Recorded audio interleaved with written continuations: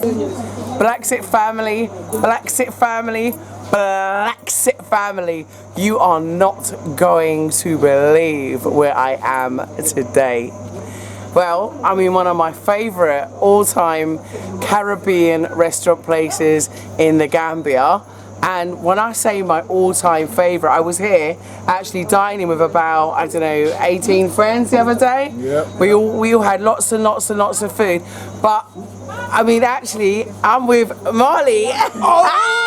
I didn't introduce him because, you know, I'm introducing him. I'm not letting him introduce himself because he says, I can't remember anyone's name. That's why. Look back, you'll see nobody. She don't introduce no one.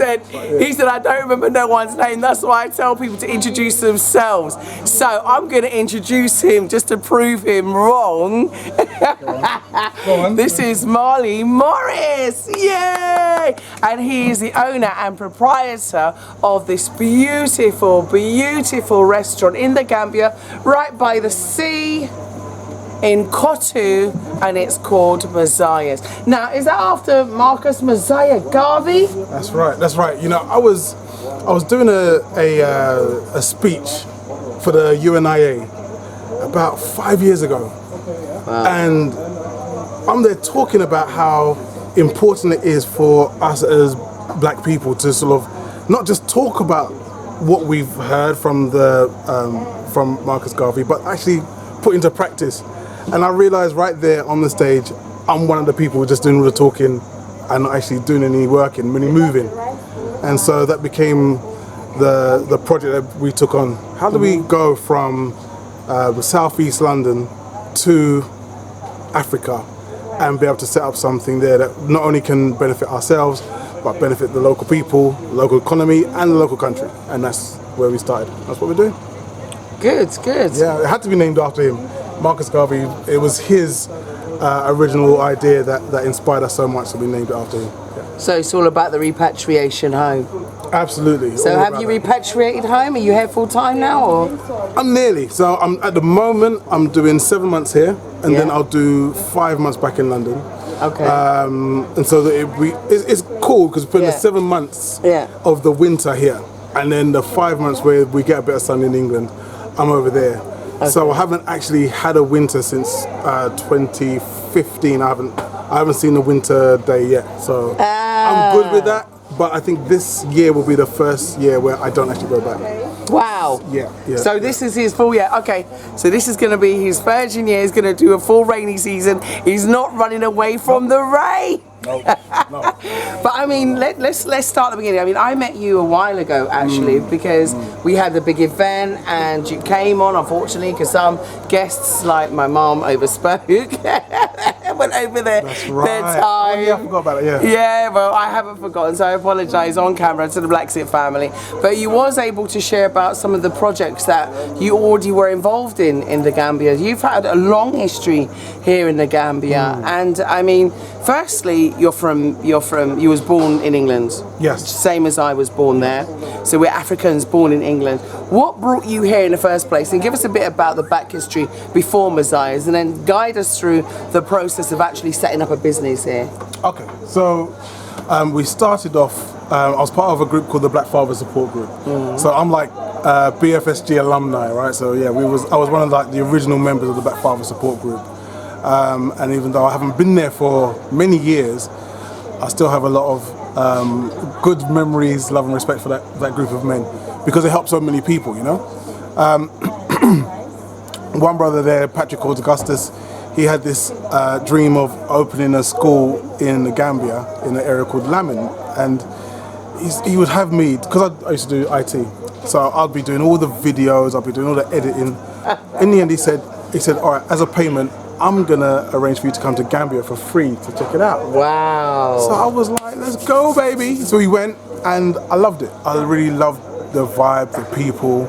I had been before to Kenya, I've been to Uganda, I've been to Nigeria, so I thought, yeah, I know Africa.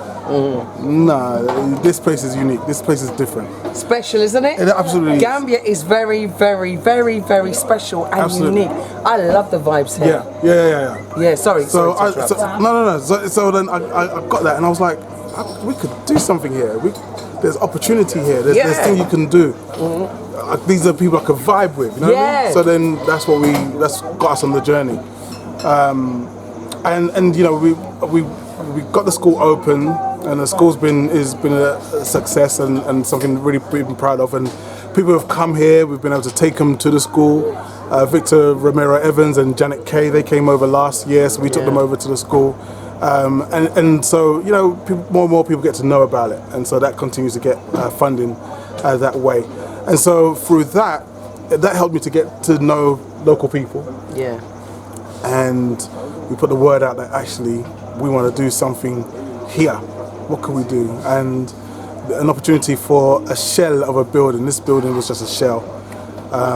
And so we said, yeah, we'll lease it. Hang on a minute, let's start from the beginning. Yeah. So you saw this plot. We're in Cottee, which is a beautiful area. Okay, I'll tell the truth. You're right, let me tell the truth. I didn't see it, right? What had happened was, my darling wife came over here. I was back in England. She came over here to do a bit of scouting and look around. And the plan was, she would tell me what she found, but she never. She called me up and said, I think I've made a mistake. And I was like, baby, what'd you do? And she said, I bought a restaurant. And I'm like, you can't just go buying a restaurant. That's a mistake. You just didn't tell me. And this was the building she found. So it hadn't been completed building yet. It was just bricks and mortar. And so it was down to us to get the whole place, you know, finish off the plastering. The plumbing was already in electric. Some of the electric's already, so we done up here. This was just a bare concrete roof that you know, no edges or anything. And we fixed up here, and now it's the biggest restaurant in Cottee. Yeah, it's the biggest restaurant in Cottee. I mean, the thing is, you're going to give us a guide tour. What I love about it is the African-centric flavour. The African-centric touches on everything, from the chairs, red, black and green, the tables, the roof. Yeah, the wall paintings. It's got a really beautiful, you know, feel to it. It's like the proper RGB. Absolutely, you know? absolutely. And it's okay to be. And what's so cool about it is it's okay to be unapologetic about it. I don't have to hide. I don't have to pretend. I don't have to go on like, all right, well, you know, when European people come out to go, all right, mate, I don't have to do none of that anymore. I could just be myself and be proud of who I am and where I'm from and my history, my background, and no one's looking at you funny for doing that, and you don't have to apologise for it. You know, no. And it's wonderful. It's wonderful to be able to do that, and I think that is one of the biggest unspoken promises about, you know, the whole BlaXit journey. Yeah. Because, you know, it's very easy to go, hey, you come to Africa, you can start a business and you can make money, or you come to Africa, you have to deal with racism, or, you know, those kind of obvious high-level things. But the opportunity to be your authentic, real self. You know, we spend so much time in England and in Europe and in America and in Canada and all these other, Australia, all these other places, pretending to be this version of what is acceptable of who we are really. Yeah. We can't actually be we can't actually be like our real self because the media, your schooling, has all told you that, you know, who you are really isn't good enough. Yeah. So even without trying, you're being a funny version of yourself, not your real self. Yeah. And so you get to, for the first time, you get to learn who you are. You get to introduce yourself to who you are and create who you are, as it were. And that's been one of the biggest.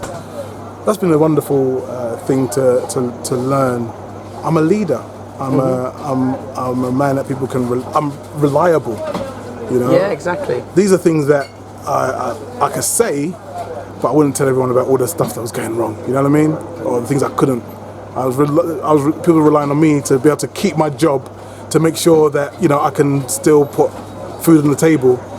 But it wasn't me they were relying on. They were relying on the job. So now, for the first time, I feel like I could actually stand up and be my own person. So that's, you can be a man. That's nice. You can be a man. I mean, it's funny, isn't it? And I love it. Yeah. I'm like, hey, who's this guy? It's lovely. You know, Kajo, I think I was watching Hot 97. It was like an American radio station, and I think his name is Kajo. He does also trips to Africa as well, and he described it as double consciousness. So I'm kind of coining your term, brother, because I really respect what you're doing, because he also does, I think it's called Full Circle. He calls it the full circle. And he described it as double consciousness. When we live out in the West, whether it be America, England, or anywhere else, we have a double consciousness. We have a version which is for the public, which we deem as acceptable. We behave accordingly to be non-threatening and to, you know, meet those social mores and norms that are expected of us rather than actually being who we actually are. Whereas here, you could just be one person. And that's yourself. You don't have to be one person when you go home. No. Yeah, you open the door, I'm home. Oh my gosh, Tank. Listen, me there. And then, you know, when you know what I'm saying? Yeah, and it's absolutely. like, Mr. God, put something in the fridge. But when you're at home, when you go into work, hello everybody, how are you? Did you have a nice day today? Hasn't the weather been atrocious? Has it? That rain absolutely Forget that. pouring down. Long. Yeah, you know, how's the dog? You know, in normal circumstances, like in Africa, do you ask anybody how their dog is? No, you don't. No, yeah? no. No disrespect You throw the to stone at animal the dog lovers. to get the dog out. Acha. Yeah, absolutely. But no, seriously, I mean, it's a huge difference on your psyche coming here. And what's the massive? No, I shouldn't even say it. But what is the biggest difference to your psyche being here? Okay, I mean, people that have never been here before aren't going to understand the huge difference it makes to your mental health, to your psyche, to your confidence, to your feeling of your well-being mentally. What's the biggest changes? Name like some instances that you've noticed in yourself, because I got like loads of them. But I mean, how's it been for you? Because like you're here too. I'll give you a very simple example. I'm there and there's a police checkpoint. So coming up, and the police stop me, and he's looking in the car, blah blah blah blah blah, and I caught myself smiling. I'm like, what? And so, you know, when he had finished checking the car and we've gone, I was saying to my missus, I just realised we got stopped, but it wasn't because of my colour. And it's like interesting. And it was like, you know, we were talking to the policeman, how you doing, sir? What's going on? Blah blah blah blah blah. And we were able to like have a normal conversation as just. Sorry, carry on. Yeah. There's some food coming, which was really nice. A really nice difference. Marley has brought us some of the delicious food off of his gorgeous menu. Oh wow, there's more. Listen, right now, you remember I said to you that about Africa being a paradise. I'm not joking. This is Mosiah's restaurant, Caribbean restaurant, but he also does pizza and bruschetta and prawns and stew peas, so vegan food. You got it all going on here. I mean, you know what? Just say what you want to say while I eat. Is that okay? I'll let people know how it is on the other side. Yeah. I'm hungry, but you know. Enjoy the food. Enjoy the food. You know, the thing is, you know what I do. If someone says to me, "What do you do?" You know, I sell chicken. Basically, I sell chicken is my job. I come here. I have people who come from different parts of Europe, rest of the world. And my job is to try and make sure that I produce food that people can enjoy and is good for them, and you know is fresh. So we have like, you know, the veg, like your avocado, literally was picked off the tree this morning. The fisherman comes every evening, 5 o'clock in the evening, and it's served that same night. So we try our best to do that. That's my job. It's easy. People in England, you know, black people in England, we are suffering as a group. You know, as a group, we are doing financially a lot less than those of our European counterparts. Because what we've been taught is that we are less than. What we've been shown is ways in which we are less than. Whether we're seeing it on the TV, whether we're taught it at school, whether it's in the foods that we eat, we're always ending up with less. So we have to start thinking about people like Sister Juliet, who's showing us these videos online, who is teaching us about, you know, the value of Gambia and the magnificence of people from this area, and how it's time for us to realign with our extended family here in the Gambia, as opposed to just seeing it as somewhere over there that we haven't gone to and we don't need to get to. You know, when you get here and you start to actually pick up and meet people who look just like you. I have a chef downstairs. if someone said that he's related, I think he's related to me. Literally, he looks just like my brother. He looks like half my dad, half my brother. The guy looks just like me, if you see him. And, you know, that's not of any kind of surprise or anything. So that is what I really wanted to say, that as viewers, our job really is to not just watch and then sit back and think, okay, it's good for them. Watch and then figure out how you can start making your own BlaXit journey. But this it's so important. Sorry, food are fall, and we have to eat it all because it tastes so good. No, seriously, everybody can make it. Absolutely. With determination, you know, dexterity, and you know, planning, as I always say, good financial planning.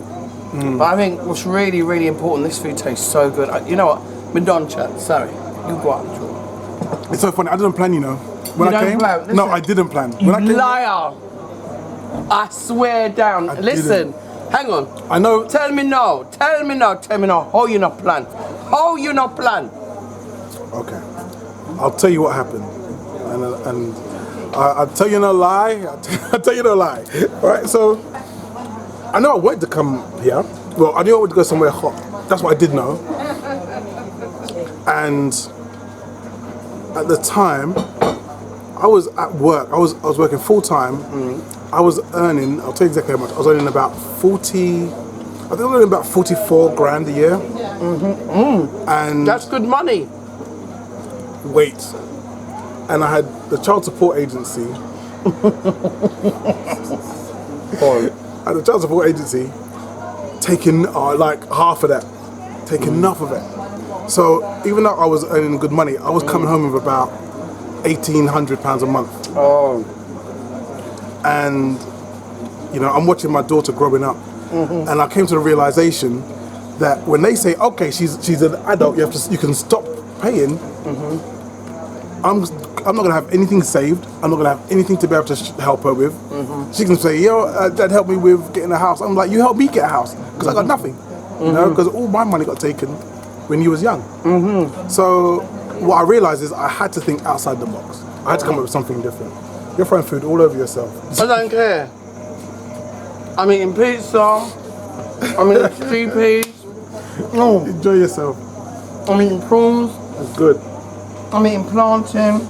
I'm drinking sorrel. I'm eating bruschetta. And I'm talking with my mouth full and I don't care. It's good, don't worry, you do your thing. So I had to come up with something else. We came over here, we saw this place as an opportunity. I literally started going to a boot sale. So, you know, like, I was going to a boot sale on a Sunday morning up North London. I was selling all my stuff. Selling whatever I could find. Hang on. Explain to me what a boot sale is, because some of my okay, so basically, are in America. You'll go to like a thrift sale. Yeah, like a garage sale, like a yard sale, you call it in America. But all you do is take all your stuff from your house, put it into a boot. You drive to one place where everybody else is, and they take the stuff out of the trunk of the car, as an American would say, out the boot of the car, and then you would sell stuff from your house. I was doing that for a good 7-8 months. I was doing that for. Watch. I was doing. I ain't seen that for ages. Sorry. Do it again. It was like sell.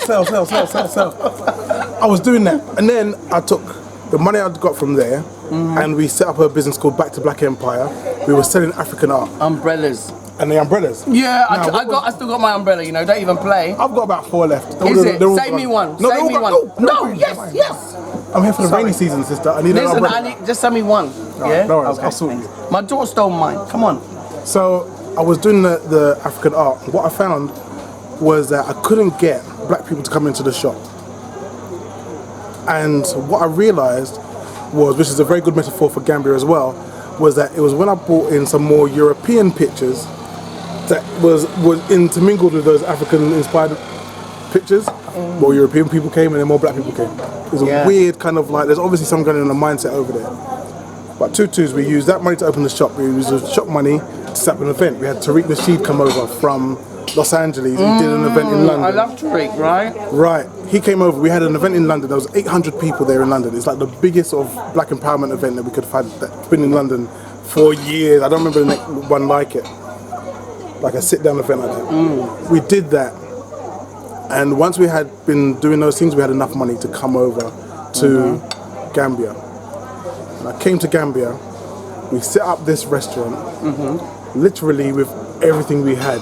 These chairs, you see these chairs to the camera around, you see those chairs there? These chairs are from B&Q.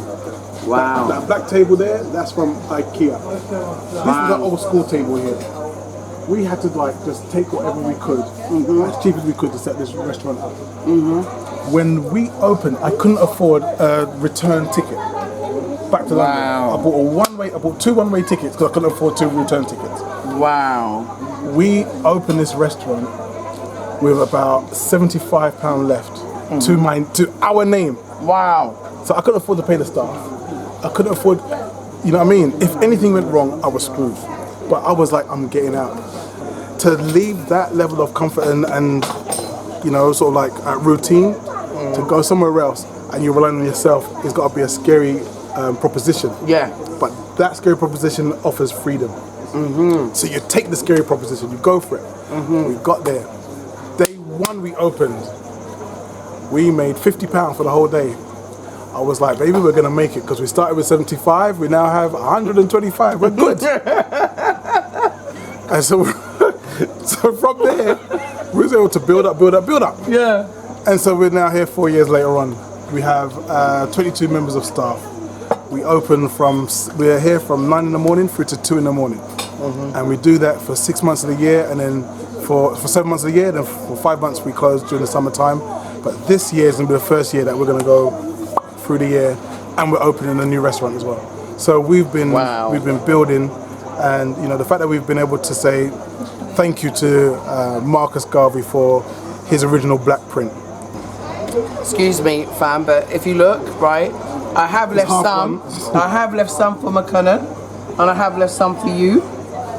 And I still had a lot to eat, and the food is absolutely, I mean, it is mouth-wateringly, absolutely delicious. It's not even just tasty, it is like properly nice, delicious. Yeah, I made up a new word just for your, I'm gonna call it Messiahlicious. Messiahlicious, I like this name. This Yeah, is a good name. Messiahlicious.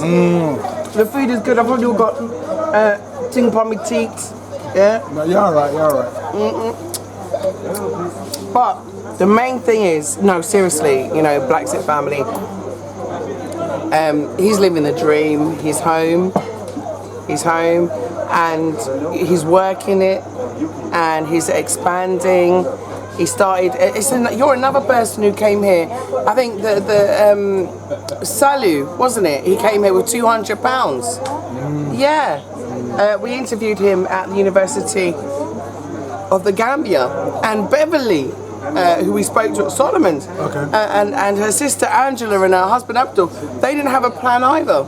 I mean, this must be the only place in the universe you can go without a plan and hit the ground running. Yeah. This place, as I say, is so full of possibility. This is the best pizza I've had since I've been here in the Gambia. I swear down.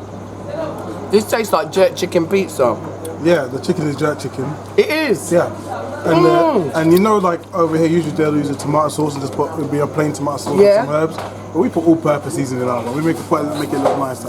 Yeah, the no, it's delicious. Isn't from a tin. The pineapple is fresh from here. Yes, it is. This is the best pizza. When you come, please get this pizza. I'm supposed to be saving it for my and it looks kind of I can't stop chomping it. I'm really sorry. It's like the best pizza. It's kind of beat up now. No, I don't care what it looks like. I'm telling you, it tastes the boom. Yeah, it is absolutely delicious. I can't stop eating it. It's really nice. I mean, the stew peas is beautiful. I love stew peas. I absolutely love stew peas. And when I came here last time, I actually ordered it, so I know it's great. Anyway, so I did save a little bit. The plantain is sweet, it's succulent, it's fresh, it's beautiful, and the avocados are absolutely gorgeous. Really? Yesterday. It wasn't even bought yesterday. It was picked yesterday. And these are fresh prawns. You can even taste the fresh prawns. Yeah. Omar bought those last night. The flavour's nice. So, if you could describe Gambia, because I've been criticised. Juliet, look what you're doing. You're showing everybody. Everybody's going to come flooding in now. You're going to make white people come and take over because you're showing, you know, the beauty of Africa. Let them stay thinking that it's not a nice place. What What should I do? Am I doing the right thing? Am I doing the wrong thing? What do you think? You're doing what needs to be done. Listen, if you're watching this and you're trying to think about what you should do, whether you should get involved, then get involved. You know, don't wait. You know, I remember there were so many videos going out, like news items about how dangerous the DRC was, the Democratic Republic of Congo. How dangerous it was. There's Tony Coney with his RPGs on his shoulders and all this madness, and you know, soldiers running through and kidnapping people. You go down there, go down the river, you'll see lots of towns and houses built by the river where European people are living in luxury and constant beauty around them. So they tell you it's bad. Here they told me, you know, Africa is full of like poor people with children with the bellies extended and flies around their eyes. And I got here and I'm seeing those same children driving Range Rovers and pickup trucks. I'm like, hold on a second, where's the poor children with the flies around their eye? No, they don't exist.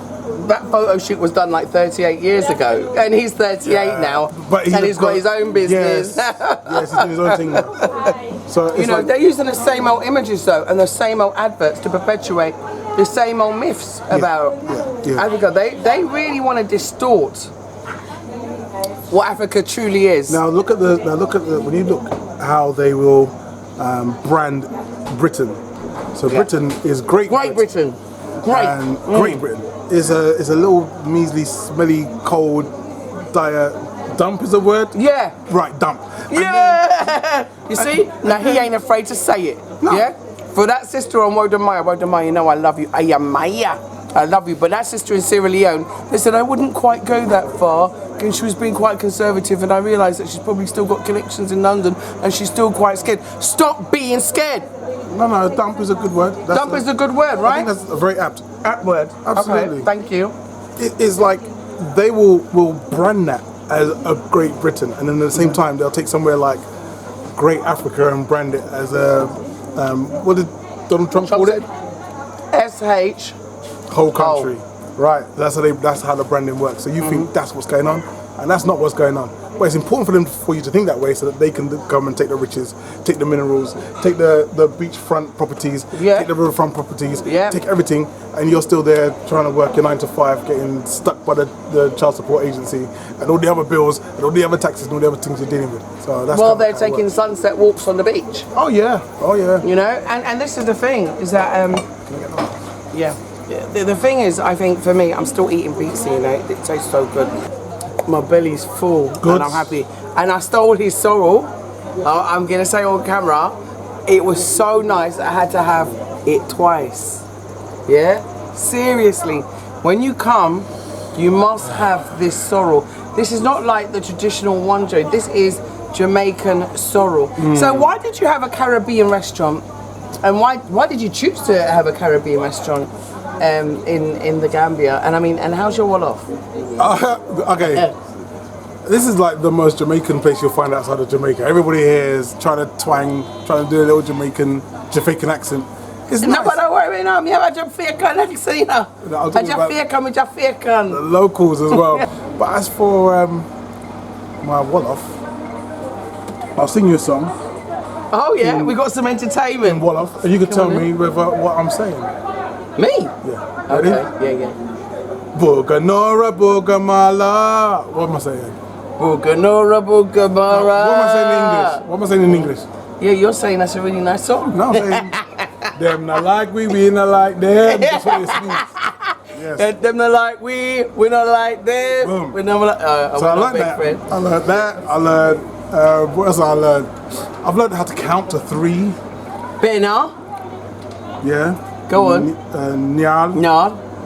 Nieta. So I need to know that because when I'm in the kitchen, I'm like, get me 2 curry goats. I'll be like, how about 5? No, I don't need to know that much. So I'll be like 2 plus 1, 2 plus 3. I could do that. So that's what I've learned. So are you finding it easy to learn though, the language?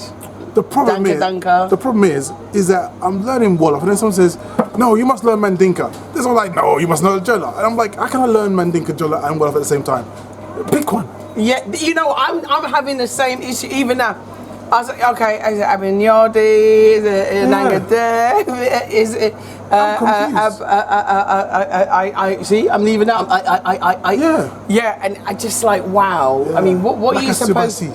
I'm like Jeff. I don't know. It's all confusing. So, but you know what? I think the weird thing is the more you hear it, the more you understand it. That's right. So I'm in the kitchen all day, so I hear the staff talking among themselves. I know when someone says something is finished, or I'm nearly done, or you know what I mean, or come help me, or kai, or am, or whatever. So you understand small words like, you know, come here, or take this. Kai. Yeah. Or am, take. So it's like you pick up these small words you can use. Mbula means leave me. You know what I mean? So, you know, I go, Mbula, leave right. me. That's so right. Now I have to Mbula you. No. I have to go. Buganora. Oh, what's Buganora? You don't like me. You don't like me, I may not like you. I lie you, I tell, because that's not true. Alright, next. Listen, you see, I had to put on my Jamaican accent to be in a Jamaican restaurant called Mosiah's, but I must say, the spread you put on for us today, honestly, second to none.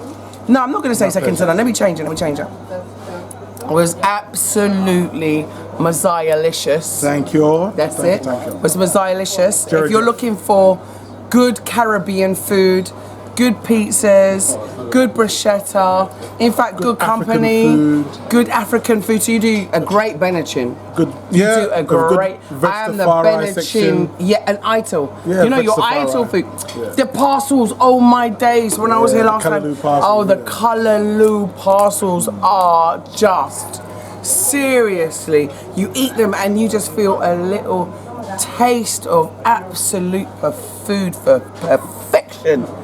I can't even get the words out because my mouth's watering thinking about it. Why didn't you give me that then? Why didn't you give me the Callaloo? You know, It cost too much. It cost too much. Oh, you see, so he's budgeting now, yeah? That's because he come in with £25 or whatever it was. Joke. No, listen, Maya, it was good catching up with you, You you too, know? my sister. Much respect. Totally. Thank you very much. Tell Angel that I missed her, yeah?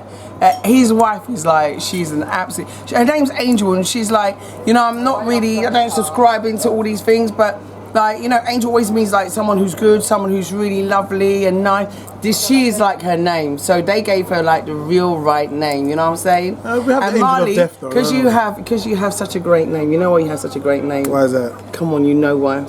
It's the same name as my. Who? What the? Who? Don't even play. You don't know who? No. I'm not even going to tell you now. I'm not telling you. That's fine. Yeah, I'm not telling you. Right, but listen, we have to wind it up. Yeah. BlaXit family. I just want to thank you so much for your donations, and I'm always, you know, begging, I know, but one day we will be self-sufficient. We are asking for sponsors, we are asking for people to give us endorsements to keep on doing what we're doing, because everybody has to get paid, and I have to make sure I pay everybody. So, you know, your all-important donations, they ensure that, you know, McKinnon can eat good food, yeah? And McKinnon loves good food. And he loves coming to Mosiah's. Yes, anytime. This is our favourite Caribbean restaurant. I would like to say thank you so much for hosting and for providing food, for allowing me to take your glass of the best sorrel, right, that I have tasted in years. I'm sorry, Grandma. I'm sorry, Auntie. I'm sorry, Mum. But he smashed it. Yeah, he smashed it. That is the best sorrel ever. Yeah, and that is without the rum. Oh my gosh. Yeah. Look how many food for that claws. Look. Food for that claws. Couldn't stop eating. I should have put some rum in it. Yeah. No, if you put rum in it, then you'd a bit but no, seriously, give me a hug because I got to run. Much respect. Yeah. Now you're gonna smash that like button with me. You're gonna smash this like button with me. Yeah, man. Ready? 1, 2, 3. Smash that like button. Comment down below, and please share with the world.